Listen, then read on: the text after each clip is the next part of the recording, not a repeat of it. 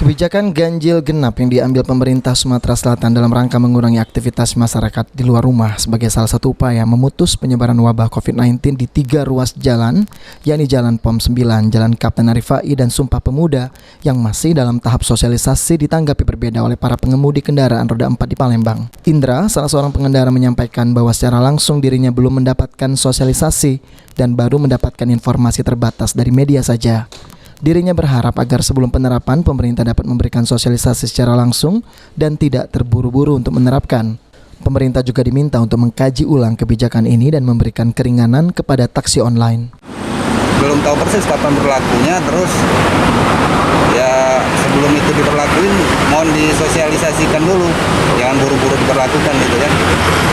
Harapan kita mungkin kayak mana Pak untuk pelaksanaannya deh Pak? Ya mungkin itu untuk standarisasi untuk nanti menghadapi pandemi ini kan.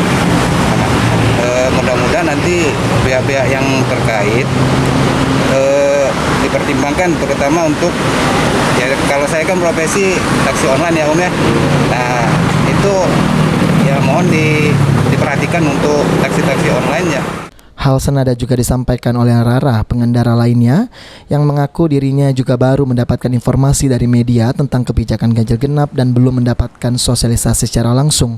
Dirinya juga berharap agar pemerintah dapat mengkaji ulang kebijakan ini karena akan menyulitkan masyarakat yang mata pencahariannya di jalan.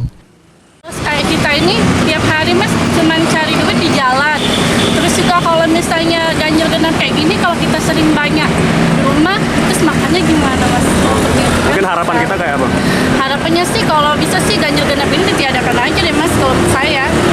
Soalnya kan kasihan juga kayak kitanya gini kan Mas. Terus juga yang kerja-kerja yang seperti kayak yang lain kayak jual-jualan sama kayak gimana kan, kalau misalnya tambah sepi kan susah Mas gara-gara corona kayak gini kan. Sandi Pratama, PAL TV.